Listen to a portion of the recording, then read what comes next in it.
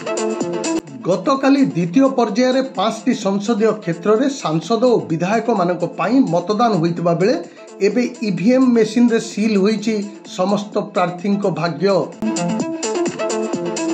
बलांगीर संसदीय क्षेत्र में 71.46,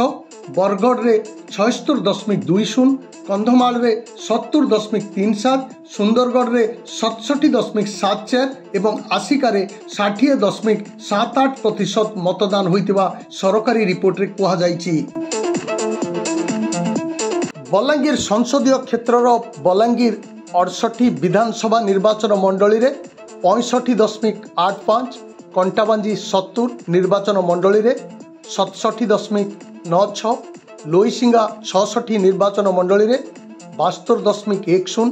पाटनागढ़ 67 निर्वाचन मंडली रे 68.24, टिटलागढ़ 69 निर्वाचन मंडली रे 68.25, सोनपुर 65 निर्वाचन मंडली रे 81.23 और बीरमहाराजपुर 64 निर्वाचन मंडली रे 78.37% मतदान होइतिबा रिपोर्ट रे कहा जायछि।